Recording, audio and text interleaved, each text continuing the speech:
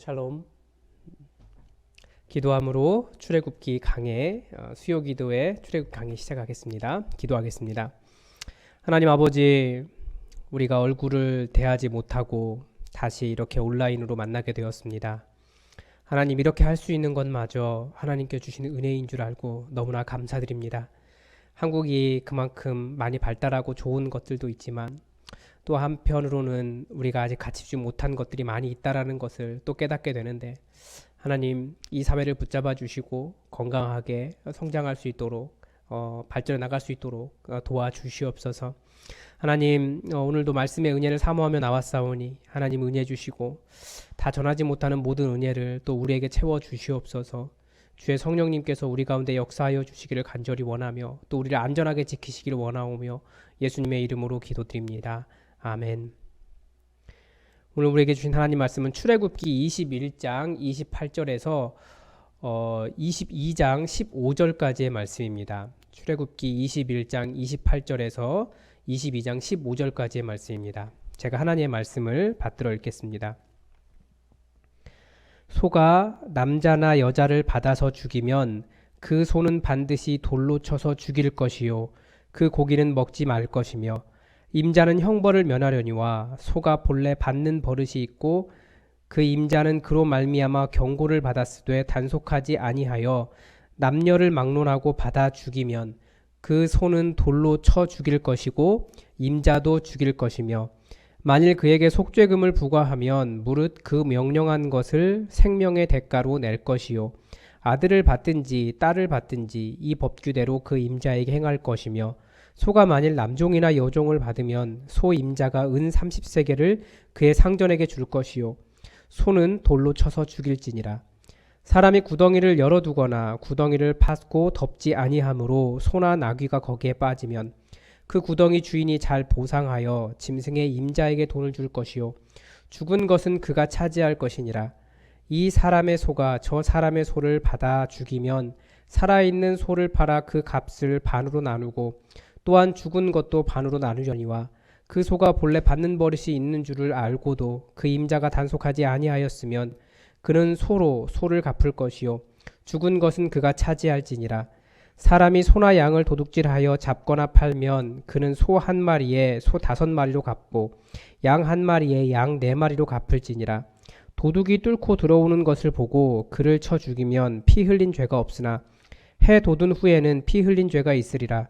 도둑은 반드시 배상할 것이나 배상할 것이 없으면 그 몸을 팔아 그 도둑질한 것을 배상할 것이요 도둑질한 것이 살아 그의 손에 있으면 소나 나귀나 양을 막론하고 갑절을 배상할지니라. 사람이 밭에서나 포도원에서 짐승을 먹이다가 자기의 짐승을 놓아 남의 밭에서 먹게 하면 자기 밭에 가장 좋은 것과 자기 포도원에 가장 좋은 것으로 배상할지니라. 불이 나서 가시나무에 댕겨 낯갈이나 거두지 못한 곡식이나 밭을 태우면 불 놓은 자가 반드시 배상할지니라. 사람이 돈이나 물품을 이웃에게 맡겨 지키게 하였다가 그 이웃집에서 도둑을 맞았는데 그 도둑이 잡히면 갑절을 배상할 것이요 도둑이 잡히지 아니하면 그 집 주인이 재판장 앞에 가서 자기가 그 이웃의 물품에 손댄 여부의 조사를 받을 것이며, 어떤 잃은 물건, 즉 소나 나귀나 양이나 의복이나 또는 다른 잃은 물건에 대하여 어떤 사람이 이르기를 이것이 그것이라 하면 양편이 재판장 앞에 나아갈 것이요 재판장이 죄 있다고 하는 자가 그 상대편에게 갑절을 배상할지니라. 사람이 나귀나 소나 양이나 다른 짐승을 이웃에게 맡겨 지키게 하였다가 죽거나 상하거나 끌려가도 본 사람이 없으면 두 사람 사이에 맡은 자가 이웃의 것에 손을 대지 아니하였다고 여호와께 맹세할 것이요 그 임자는 그대로 믿을 것이며 그 사람은 배상하지 아니하려니와, 만일 자기에게서 도둑 맞았으면 그 임자에게 배상할 것이며 만일 찢겼으면 그것을 가져다가 증언할 것이요 그 찢긴 것에 대하여 배상하지 아니할지니라. 만일 이웃에게 빌려온 것이 그 임자가 함께 있지 아니할 때에 상하거나 죽으면 반드시 배상하려니와, 그 임자가 그것과 함께 있었으면 배상하지 아니할지니라. 만일 새낸 것이면 새로 족하니라. 아멘. 이 수요일마다 출애굽기 강해를 하고 있습니다. 이렇게 보면 출애굽기 시작할 때 시작 지점에서 이스라엘의 신분은 노예였습니다. 그리고 하나님의 강력한 권능을 경험한 백성이 되었습니다. 그래서 애굽 땅에 떨어진 10가지 재앙을 통해 출애굽, 그러니까 애굽을 탈출하게 되었고요. 그러니까 지금 이렇게 이 법을 듣고 있을 때가 불과 며칠 전, 몇 달 전일까요? 한두 달 전만 해도 노예였다라는 거예요. 순식간에 완전히 상황이 변한 거죠. 성경은 그때 출애굽한 사람들이 순수한 아브라함의 혈통을 이은 자손뿐만 아니라 허다한 잡족을 포함해서 60만 명이나 되는 장정이 나왔다라고 성경은 기록하고 있습니다. 그리고 하나님의 권능 속에서 신의 산에 이르러 드디어 하나님의 말씀에 순종하겠다고 하나님과 언약을 맺고 하나님의 백성이 되었습니다. 다시 한번 말씀드리지만 우리는 혈통으로 이스라엘이면 자동으로 하나님의 백성이라고 생각하는데요. 그것이 아니라 성경은 처음부터 하나님의 백성은 누구라고요? 하나님의 언약에 순종하는 사람, 그러니까 하나님의 언약 백성을 하나님의 백성이 된다라고 가르쳐주고 있습니다. 그래서 로마서는 이렇게 가르쳐주고 있습니다. 그런즉 육신으로 우리 조상인 아브라함이 무엇을 얻었다 하리요? 만일 아브라함이 행위로서 의롭다 하심을 받았으면 자랑할 것이 있으려니와 하나님 앞에서는 없느니라. 성경이 무엇을 말하느냐? 아브라함이 하나님을 믿음에 그것이 그에게 의로 여겨진 바 되었느니라. 일하는 자에게는 그 삭시 은혜로 여겨지지 아니하고 보수로 여겨지거니와 이를 아니할지라도 경건하지 아니한 자를 의롭다 하시는 이를 믿는 자에게는 그의 믿음을 의로 여기시나니. 이 말씀을 정리하면 로마서 4장 13절은 이렇게 말합니다. 아브라함이나 그 후손에게 세상의 상속자가 되리라고 하신 언약은 율법으로 말미암은 것이 아니요 오직 믿음의 의로 말미암은 것이니라. 하나님의 백성을 누구라고 표현하고 있냐면 세상의 상속자라고 표현하고 있는데요. 아브라함도 그 후손 중에서도 하나님의 언약 안에 있을 때야, 즉 우리로 말하면 이 믿음이라고 하는 조건이 아니고서야 하나님의 백성이 될 수 없다라고 가르쳐 줍니다. 의로 여기심을 받을 우리도 위함이니 곧 예수 우리 주를 죽은 자 가운데서 살리신 이를 믿는 자니라. 그러니까 하나님의 백성을 한정하고 있는 거예요. 예수님을 믿는 자로. 그러니까 우리도 하나님의 백성입니다. 우리도 세상의 상속자입니다. 아니, 우리가 세상의 상속자입니다. 왜 그렇습니까? 바로 예수 우리 주를 죽은 자 가운데 살리신 이를 믿는 자이기 때문에 그렇습니다. 이것이 하나님의 백성의 조건입니다. 그러니까 혈통 때문에 하나님의 백성이 되는 게 아니에요. 이스라엘이라고 하는 이름을 가졌다고 해서 그 사람들이 하나님의 백성이 아닙니다. 혈통이 아니라 믿음입니다. 구약 성경은 그래서 하나님의 백성이 되는 것, 법 조항을 지키는 것을 뛰어넘어서 하나님을 정말 신실하게 믿는 사람들, 그 사람들을 하나님의 백성, 언약 백성, 그 사람들을 하나님의 백성이라고 부른 겁니다. 우리는 예수 그리스도라는 언약을 따라 하나님의 백성이 되었다고 계속 말씀드리고 있습니다. 지금 출애굽기는 하나님의 백성으로서 지켜야 할 법규에 대해서 가르쳐주고 있습니다. 그러니까 불과 몇 달 전까지만 해도 노예였던 그 사람들이 노예였는데 이제 무엇인가를 소유할 수 있는 사람이 되었고요. 자유인이 되었고요. 그리고 그 사람들에게 노예의 법이 아니라 이제 자유민, 하나님의 백성으로서, 하나님의 언약 백성으로서의 삶의 방식들을 가르쳐주고 있는 겁니다. 그래서 아마 이 법을 처음 들었을 그 이스라엘 백성들은 자신들이 아마 가나안 땅에서 누릴 수 있는 그 자유를 굉장히 기대하게 되었을 것 같습니다. 하나님께서 자신들에게 땅을 주시고 애굽 사람들처럼 누릴 자유를 꿈꿀 수 있게 되었습니다. 그런데 그런 자유라고 하는 것은 누가 주는 겁니까? 철저하게 여호와 하나님께서 주시는 것이다 라고 말씀은 이야기하고 있습니다. 그렇기 때문에 하나님께서 주시는 그 자유를 누릴 권리, 그 권한, 바로 하나님의 법에 순종하는 백성으로 한정됩니다. 그래서 신약 성경은 그 자유의 권리가 예수님을 닮아가는 것이라면 구약 성경은 이 법에 대한 순종을 통해서 증명하는 거죠. 왜 이런 법을 주셨겠습니까? 사실 구약이든 신약이든 관심이 뭐냐면 하나님의 백성들이 만들어가는 이상적인 공동체에 있습니다. 이상적인 공동체라고 하는 것이 뭔가요? 우리가 어떤 사회를 생각할 때, 이 사회가 정말 좋은 곳이다라고 생각할 때 어떤 사회를 좋은 사회라고 이야기합니까? 일단은 법이 바르게 서 있어야 되고요. 그리고 사랑이 있는 공동체, 서로를 배려하고 서로를 위하고 신뢰할 수 있는 그런 공동체를 우리가 좋은 공동체라고 이야기하지 않습니까? 그래서 우리가 교회를 생각해 보면 알 수 있어요. 신약에 와서는 그 공동체가 교회거든요. 이 교회라고 하는 공동체는 사랑의 공동체고 내 것을 내어놓고도 아깝다고 생각하지 않는 그런 사랑의 공동체가 교회예요. 그리고 또 정의가 살아있고 또 바르고 정직한 것이 살아있고 남을 속이지 않는 그런 공동체가, 사랑으로 대하는 공동체가 바로 교회 아닙니까? 그런데 구약에서는 이스라엘이라고 하는 그 나라 자체가 바로 하나님께서 원하신 공동체였어요. 구약 성경에서는 이스라엘이라고 하는 그 나라 자체에 하나님의 정의가 살아있고 모든 사람들에게 기업이 있어서 다 열심히 일하기 때문에 가난이 없고 하나님의 법이 살아있는 평등하고 정의로운 공동체를 꿈꿨다는 겁니다. 그런 관점에서 우리가 하나님의 규례를 바라보아야 됩니다. 오늘은 배상에 관한 법인데요. 오늘 본문은 크게 세 부분으로 나눌 수 있습니다. 첫째는 21장 28절에서 36절까지는 소가 들이받는 소에 대한 내용입니다. 그리고 두 번째 부분은 22장 1절에서 9절까지 도둑질과 관련된 법입니다. 세 번째 부분은 22장 10절에서 15절까지 물건을 다른 사람에게 맡겼거나 빌렸을 때 문제가 되는 경우에 어떻게 보상을 해야 하는가의 문제입니다. 우리 하나씩 생각해 보겠습니다. 계속 머릿속에 생각하고 계셔야 돼요. 하나님께서 왜 이상적인 공동체로 이런 규정들을 주셨는가? 그러니까 이런 법이 살아있는 공동체를 원하신 겁니다. 먼저 21장 28절에서 36절까지는 들이받는 소에 대한 내용입니다.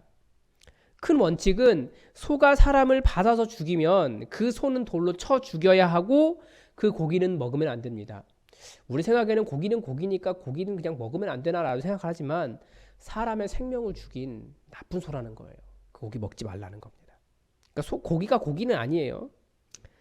그러나 그리고 여기서 소의 주인은 기본적으로는 죄가 없습니다. 소가 들이받은 거니까요.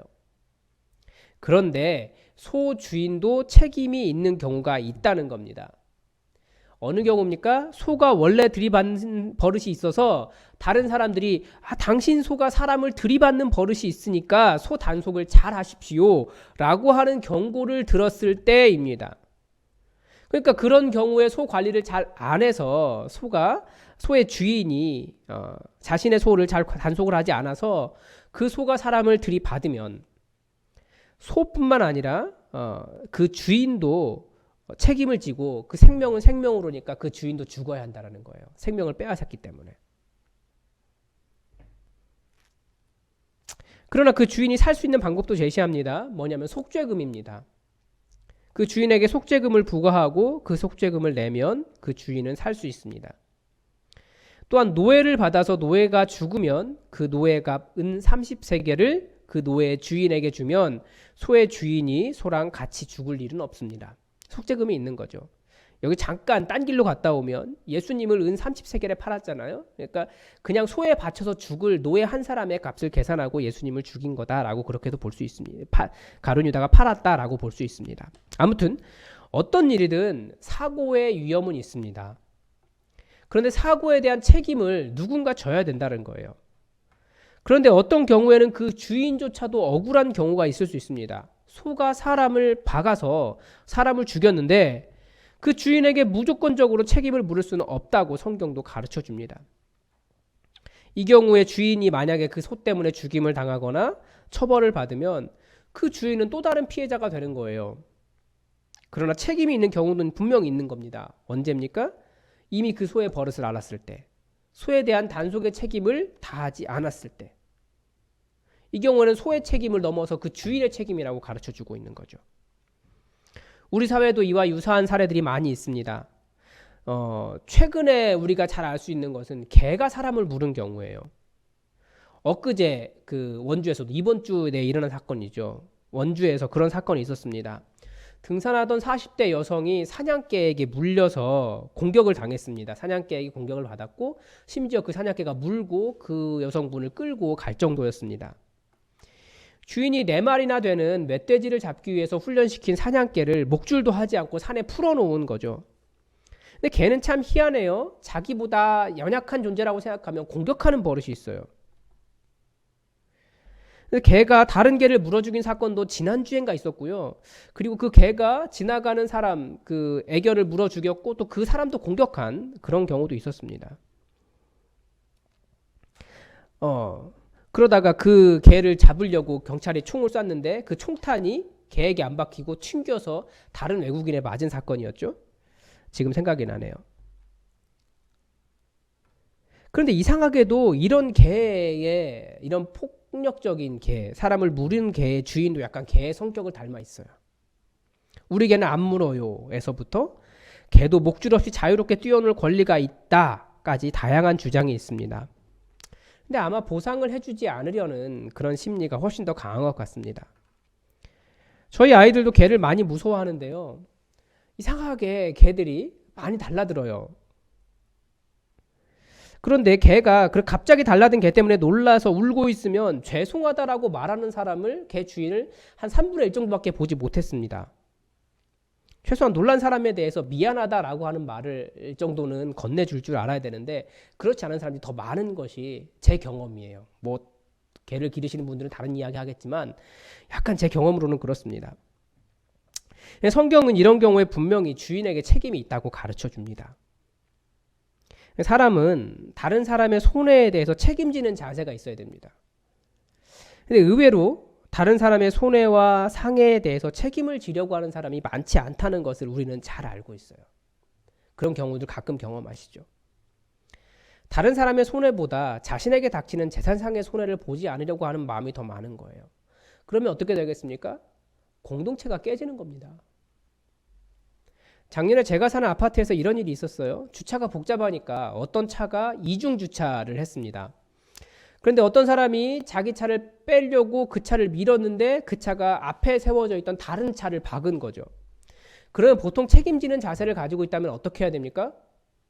당연히 그 차주에게 전화를 해야 돼요. 그래서 차가 이렇게 되었습니다 라고 얘기해야 되는데 이분이 그냥 가버리신 거예요. 근데 요즘 뭐 아파트에 CCTV가 얼마나 좋은데 도망가는 것이 가능하겠습니까? 결국 그날 오후에 거기에 이제 사단이 난 거죠. 그리고 그 사람들이 모르는 사람들도 아니고 아파트가 또 얼마나 크다고 서로 모른 척 하겠습니까? 같은 동에 계속 엘리베이터 타고 다니는 사람들인데. 다른 사람의 손해에 대해서 적극적으로 대처했으면 관계가 껄끄러울 일이 없는데 이웃관계가 그렇게 해서 멀어지게 되는 겁니다. 그래서 오늘 말씀을 통해서 하나님은 그런 무책임함 때문에 이웃과의 관계를 깨놓는 공동체를 매우 싫어하신다는 것을 알 수 있습니다. 책임을 지고 자기가 손해를 배상하려고 하는 그런 적극적인 자세가 필요합니다.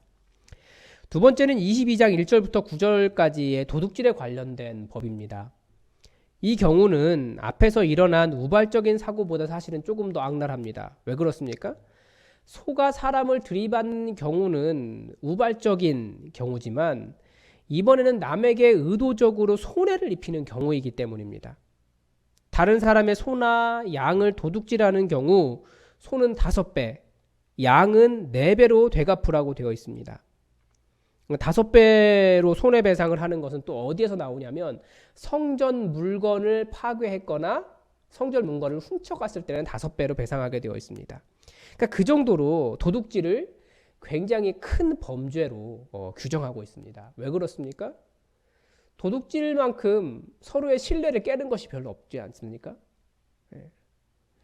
그런데 이 경우는 도둑질을 해서 그 소나 양이 없을 때가 얼마나 큰 범죄인지 가르쳐 줍니다. 그리고 도둑질을 해서 그나 소양이 없을 때 그렇고 소나 양을 찾을 경우에는 갑절로 배상하면 된다고 가르쳐 주고 있습니다. 어쨌든 소를 찾았기 때문에. 그런데 이 중간에 다른 점이 하나 있습니다.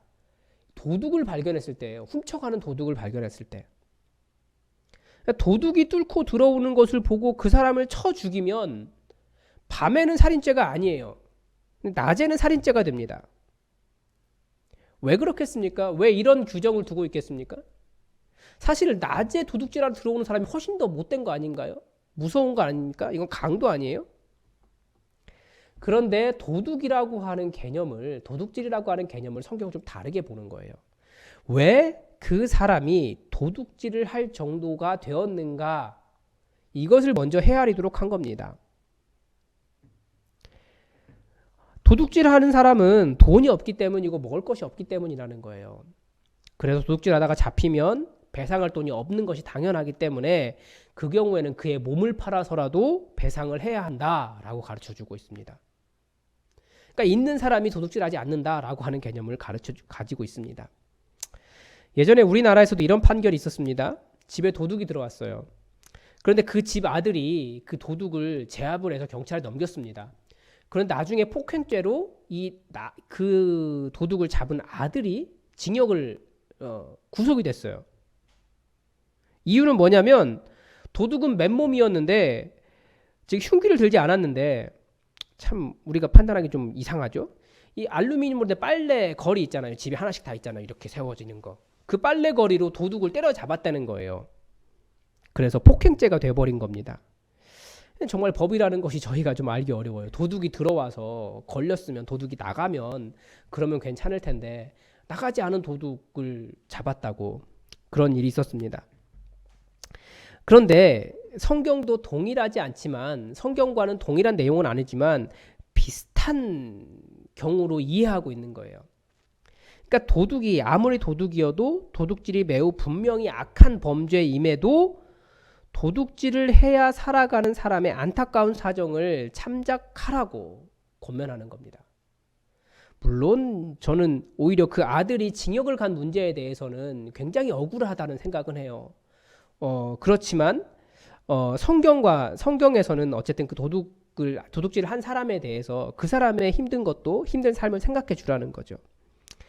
그런 면에서 이 세상에서 도둑질을 하지 않아도 되는 사회를 만드는 것이 그렇게 만들어야 할 필요가 있습니다. 우리 사회는, 어르신들의 시대는 생활을 안정시키기 위해 정말 열심히 노력하신 세대예요. 그래서 어르신들의 세대에서 보면 보편적인 복지, 모든 사람이 다 그런 어려움을 겪으면 어떤 재정적인 도움을 주고 살아갈 수 있도록 도와주는 것에 대해서 좋지 않은 시선으로 보시는 분들도 계십니다. 그리고 그렇게 열심히 일하지 않고 놀고 먹는 문제를 먹는다라고 하는 자세 자체를 도둑질처럼 보시는 분들도 있습니다. 그것은 어느 정도까지는 또 맞는 말일 수 있습니다. 성경이 가르치는 도둑질을 하지 않아도 되는 사회란 그것과는 좀 달라요. 보편적인 복지를 이야기하는 것이 아닙니다. 놀고 먹고 아무 일도 하지 않은데 무조건적으로 그 사람에게 먹을 것을 주는 것을, 돈을 주는 것을 성경은 복지라고, 보편적인 복지라고 가르쳐 주지 않아요. 성경은 뭐라고 이야기하냐면 모든 집안에는 자기가 먹고 살 수 있는 기업이라고 하는 것이 주어졌습니다. 그리고 그런 의미에서 이스라엘에게는 그리고 그 기업이 주어졌지만 역시 열심히 일하지 않으면 먹고 살 수 없는 것은 동일했습니다. 그러니까 성경은 분명히 게으른 자에 대한 경고를 많이 해요. 그러나 도둑이라고 해서 그 생명을 가볍게 여기지 말라는 가르침을 대하면서 사람에 대한 존중을 배울 수 있습니다. 사람에 대한 긍휼을 다시 한번 느낄 수 있습니다. 그러니까 아무리 분명히 성경은 열심히 일해서 먹고 살 것을 가르쳐주고 있고요. 그런데 그렇게 열심히 일해서 먹고 살 수 있는 기업, 그러니까 직장, 이것은 모든 사람에게 주어야 한다라고 하는 개념을 주고 있습니다. 그러나 비록 도둑질한 사람이라고 할지라도 그 사람에 대한 긍휼을 잃지 말아라.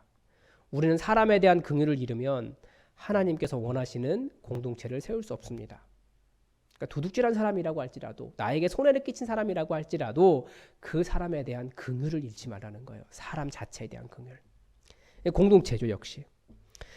그리고 세 번째 주제는 22장 10절에서 15절까지 짐승을 다른 사람에게 맡겼을 때 혹은 빌렸을 때 발생하는 문제에 대해 다루고 있습니다.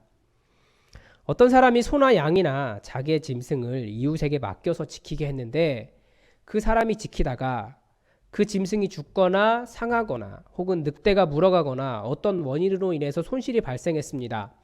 이럴 때 어떻게 해야 되는가에 대한 법입니다. 우선 짐승이 없어진 원인을 몇 가지 생각해 볼 수 있습니다. 첫째는 들짐승이 잡아먹은 경우입니다.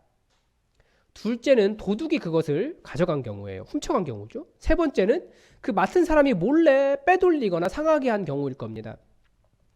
우선 그 맡은 사람이 그 짐승에 대해 손을 대지 않았다라는 증명을 누구 앞에서 하도록 하고 있냐면 여호와 앞에서 하도록 하고 있습니다. 하나님 앞에서 하도록 하고 있는 거죠. 그러면 원래 주인은 그것을 그대로 믿으라 라고 가르쳐 줍니다. 그리고 맡은 사람에게 배상의 책임은 없습니다. 그런데 배상하는 경우가 있어요. 어떤 경우입니까? 도둑질 당했거나 짐승에게 당한 경우입니다. 왜냐하면 그 짐승을 왜 맡겼습니까? 도둑으로부터 지키라고, 짐승으로부터 지키라고 맡겼기 때문에 그 책임을 다하지 않은 경우니까 책임을 져야 된다는 거죠. 그러니까 여기서 짐승을 맡았다라는 것은 일종의 고용관계가 있다는 것을 보여줍니다. 근데 여기서 두 가지 교훈을 받을 수 있는데요. 하나는 면책이고 또 하나는 책임을 져야 하는 거예요. 근데 면책 하나만 좀 살펴보면 뭐가 있습니까? 책임은 앞에서 아까 잠깐 다루었기 때문에 책임지는 공동체는 넘어가고요. 면책은 두 번 나와요. 22장 8절과 22장 11절입니다. 22장 8절은 다른 부분이지만 같은 내용이 들어있습니다. 본문에 약간 곤란한 점이 있는데 8절은 뭐라고 이야기하냐면 도둑이 잡히지 아니하면 그 주인이 재판장 앞에 가서 자기가 그 이웃의 물품에 손댄 여부의 조사를 받을 것이며 11절은 두 사람 사이에 맡은 자가 이웃의 것을 손을 대지 아니하였다고 여호와께 맹세할 것이요 라고 되어 있습니다. 그런데 아마 여러분들 가지고 계신 성경 중에 아마 8절 부분에 재판장에 해당하는 부분에 각주 처리가 되어 있는 성경들이 있을 겁니다. 거기에 뭐라고 되어 있냐면 하나님이라고 되어 있을 겁니다. 이 성경에서 하나님이라고 하는 대명사는 엘로힘이거든요. 그런데 지금 8절에 그 재판장에 해당하는 부분이 엘로힘입니다. 그러니까 다르게 읽으면 하나님이라고도 읽을 수 있는 거예요. 여기서 오해하지 말아야 되는데 성경은 사람에게도 엘로힘이라고 말하는 경우가 몇 군데가 나옵니다. 왕, 하나님의 권력을 대신하고 있는 왕, 고위관리, 지도자 이런 사람을 엘로힘이라고 부릅니다. 대표적인 것이 시편 82편입니다. 너희가 하나님 대신에 그 엘로힘이라고 불리는 사람들인데 왜 너희가 정의를 지키지 않았느냐라고 해서 야단맞는 장면이 시편 82편이죠. 그래서 문맥을 보고 잘 읽어야 됩니다. 근데 면책의 권한을 엘로힘이라고 해서 두 번 다 같이 다 엘로힘으로 기록하고 있습니다. 아니 8절은 엘로힘, 11절은 여호와라고 되어 있습니다. 그래서 이게 하나님께 맹세에 대한 개념을 가지고 있는데 이 자신의 결백을 증명할 때 하나님께 나아봐라. 그러면 만약 하나님마저 속인다면 모든 저주를 다 받겠다라는 의미를 가지고 있는 거고요. 그래서 이 하나님의 공동체, 이스라엘이라고 하는 공동체가 최종 권위를 누구에게 두고 있는 것을 알 수 있습니까? 바로 여호와 하나님께 두고 있다는 것을 알 수 있는 거예요. 하나님께 맹세의 개념을 통해서 이스라엘이라고 하는 나라가 신정국가라고 하는 그 공동체의 특징을 다시 볼 수 있는 겁니다. 여기에서 다시 한번 하나님께서 원하신 이스라엘이라고 하는 나라의 특징을 알 수 있는 거죠. 이 공동체의 질서가 유지되는 이유는 그 나라의 모든 백성은 다 여호와 하나님을 신실하게 믿는, 여호와 하나님을 신실하게 따르는 하나님의 백성이기 때문에 이들이 하나님의 백성, 그 하나님께서 원하시는 공동체를 세워갈 수 있다는 겁니다. 다시 로마서의 말씀으로 돌아오면 로마서 6장 15절은 우리에게 이렇게 가르쳐 줍니다. 그런즉 어찌하리요? 우리가 법 아래에 있지 아니하고 은혜 아래에 있으니 죄를 지으리요? 그럴 수 없느니라. 이 구절에서 특히 로마서에서 많은 사람들이 은혜라고 하는 개념의 반대말이 법이라고 생각합니다. 그러니까 어떤 규정을 지킨다고 해서 하나님의 백성이 아니라는 개념을 여기도 담고 있는데 사람들은 단순히 법, 이꼴 구약 이렇게 보는 거예요. 그래서 도울 선생 같은 사람은 구약 성경 전체가 율법이라고 해서 필요 없다는 주장을 하기도 합니다. 근데 그런 개념은 구약 성경을 굉장히 큰 오해를 가지고 오해하고 있는 거예요. 구약 성경은 철저하게 은혜의 개념을 가지고 있습니다. 어떤 사람? 여호와 하나님을 철저하게 신뢰하고 여호와 하나님께 최종 권한을 두고 여호와 하나님의 신실한 백성을 가정하고 있어요. 그 사람들이 만드는 공동체, 그것을 이스라엘이라고 말하고 있는 겁니다. 그렇기 때문에 자기 눈에 보지 않았어도 여호와 하나님께 맹세합니다 라고 말하면 그 맹세를 믿어주고, 비록 나에게 재산상의 손해가 났지만 이 사람에게 내 재산상의 손해를 배상하라고 말하지 않는 그런 여호와 하나님의 은혜 안에 있는 공동체, 이것이 하나님께서 원하신 이스라엘이라고 하는 공동체였다는 거예요. 인간의 모든 것을 다 어떻게 규정으로 한정할 수 있겠습니까? 그래서 최종 개념, 최종 권위 여호와 하나님께, 최종 권한, 최종 판결 여호와 하나님께 두고 있습니다. 서론에서 말씀드렸다시피 이 구약의 이상적인 공동체는 이제 교회를 통해서 이어가고 있습니다. 그래서 교회 이꼴 이스라엘이라고 말하면 곤란해요. 왜냐하면 이스라엘이라고 하는 나라가 꼭 하나님의 백성이다라고 말할 수 없기 때문에. 그 사람들이 여호와 하나님을 믿는다고 말하지만 그 삶이 하나님의 법, 하나님의 언약, 하나님을 경외하지 않았기 때문에 그 사람들을 꼭 이스라엘을 하나님의 백성이라고 말할 수는 없어요. 그래서 오히려 성경은 이스라엘을, 교회를 이스라엘이라고 말하기보다는 아브라함의 믿음의 자손이라고 이야기하죠. 그래서 우리가 이제 이 이상적인 공동체를 세워가고 있어요. 첫 번째는 경제 공동체예요. 그리고 두 번째는 정의, 법이 살아있는 공동체예요. 그리고 세 번째는 여호와 하나님을 경외하는 공동체입니다. 하나님을 경외할 줄 알고 예수 그리스도라는 언약 위에 서서 우리가 하나님 나라를 세워갈 책임이 있는 겁니다. 그래서 이기적으로 나의 손에만 막 계산하는 사람들이 아니라, 또 나의 손해 때문에 가난한 자에 대한 긍휼을 잃어버리는 그런 교회가 아니라 자신과 사회에 대한 책임을 다하는 그런 공동체로 우리 교회가 섰으면 좋겠습니다. 기도하겠습니다. 사랑이 많으신 하나님 아버지, 하나님께서 이스라엘을 그 땅 가운데 세우시면서 하나님의 법이 살아있고 긍휼이 살아있고 자신의 책임을 다할 줄 알며 여호와 하나님을 경외할 줄 아는 그런 나라를 원하셨던 것을, 그런 공동체를 원하셨던 것을 말씀 속에 다시 한번 봅니다. 하나님, 우리가 이제 그런 공동체를 세워가기를 원하오니 우리 교회를 통하여 하나님의 정의가 세워지게 하시고 하나님의 말씀이 세워지게 하시고 하나님을 경외하는 곳 될 수 있도록 우리 교회와 함께하여 주시옵소서.